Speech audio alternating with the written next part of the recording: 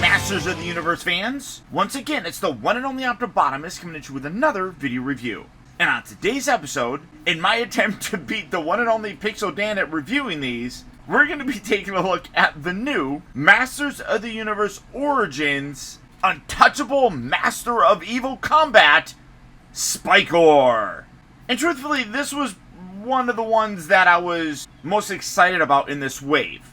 There's a couple others that I got, but this one was one that I really enjoyed and loved as a kid. For the package though, as you can see, it is done up in the Snake Men sort of style, with the snake there in the back, kind of peeking over the Masters of the Universe logo, and then you can see that you have the scale sort of texture to the blister card, which I love that. I think that's super cool. When you come around to the back of the package, you can see some of the other ones that I was looking at, primarily Squeeze. Then, of course, you got the little action feature, but this is the part that I am most excited about. This art right here. Because my favorite vintage figures of all time was Stondar and Rock-On. And look what we have teased right there. I cannot tell you how excited I am. Of all my Masters of the Universe figures, there are only two vintage ones that I own. That being Stondar and Rock-On. And I'm just over the moon that we're going to be getting those in the Origins line. How they're going to do it, I have no idea.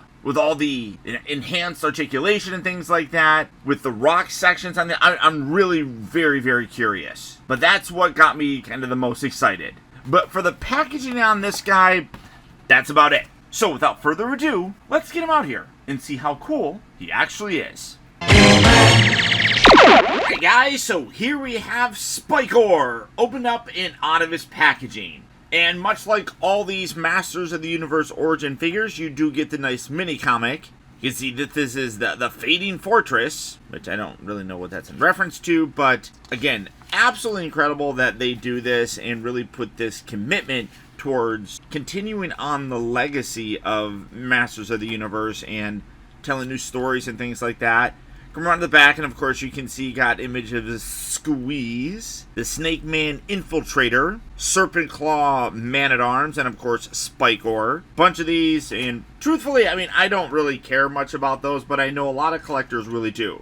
And then for SPIKOR himself, now this is a fantastic figure. For his weapon, you can see you got this really cool spiked mace, molded in this very, almost neon, orangish kind of coloring. Very cool looking, very large too. I really like it, and it's there's weight to it because this is like fairly dense up here, so it's like you could hurt somebody. Don't go around doing that to people. And then you do have the extending arm kind of gimmick, which basically just swaps out the hand itself, and this is a great way to kind of do it. I know some people probably would have actually liked the extending sort of real gimmick that the vintage one had, but I'm still really happy that they actually did this. It's really very cool. Figure-wise, looks amazing. I always found it very funny, just the way that his face looked. I don't know, but his face always is kind of goofy to me. Now, mine, the head it's not bad. But it does feel, I'm just rotating it around, it does feel a little bit looser than I would like. I might be able to fix that. I don't exactly know what part is loose. Like maybe right there kind of thing. But it's not bad. I mean, it's going to hold a pose for the most part, but all the way around, I love the way that this guy it's weird because like his head is all spiky, his body is spiky, the rest of him is not. You got a lot of reused parts as normal, but with the arms, you can see they're done up in a purple plastic. You got the waist section here, you got the legs, those are all basically the same, but the head and torso are all completely new, which is really nice. And it is a softer rubbery material, so it's not going to hurt you too much, but I just love the overall look on this dude. He's fun, and like I said, you do have that little feature where you can pull his wrist off. Now, this is articulated, which is actually fun to see, and then you can take that guy, plug that in there, and have that extending gimmick kind of thing, which I think is perfectly fine. I'm okay with it like this. As I said, I know a lot of people really like when they put those vintage kind of action features back in the Origin figure. I just, as long as there's some kind of an homage to it, I like it. But, you know, I'm also kind of noticing, like, his eyes are kind of wonky. I don't know. No, I guess they're not terribly bad, but they just kind of look wonky, I guess. And, you know, he's just got his teeth dangling there. He's just fun looking. He just really, really is. All the same swappable parts are on this as well, where you can pop off the arms and everything, but you can see that the armor here and everything is actually, like, glued onto his body. So that's all new. I really do like that. And of course, he's one of the more known vintage, well, I shouldn't say more known, but I mean, people probably are more familiar with him, and I dig him. I really, really do. Articulation wise, you could see that the head is on a ball joint, so you get a good range of motion, but like, oh yeah, you can kind of see that, like, in some positions it does get like bobbly. So I mean, kind of when you like move, yeah, see, it's a little bit bobbly. So I do wish that was a little bit better. The shoulders here are on those pin hinge joints, so they're able to rotate around, hinge in and out, and then you come to the elbow, same basic thing going on there with the hinge and then the swivel there. Wrists do rotate, and then you do have the little flexing point, and like I talked about, these do as well. So you can, I mean, it's not a lot because of the way that it's designed, but you can kind of move it around.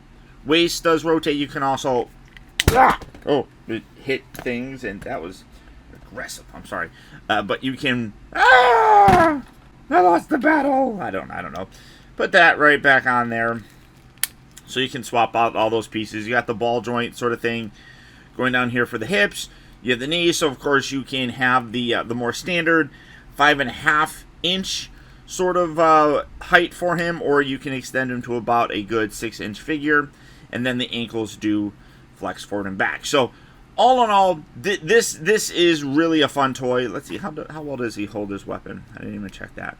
Oh yeah, and then you got the little thing that you can rotate that around. So lots of fun with this guy. Super unique, super cool. That's one thing that is very consistent with the Masters of the Universe, just in general. You got a lot of weird, random looking figures and characters, and he's definitely one of them as well. Get him to stand up. So if you're collecting these, absolutely, I would recommend adding this guy to your collection. He's just super fun, super cool, and as I said, very, very unique looking.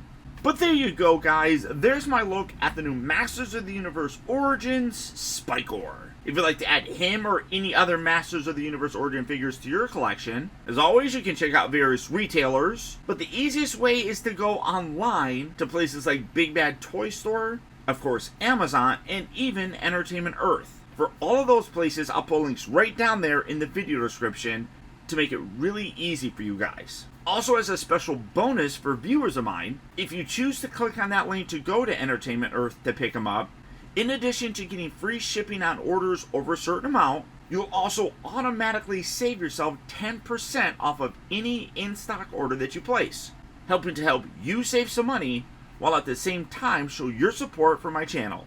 But beyond that, guys, that's about it.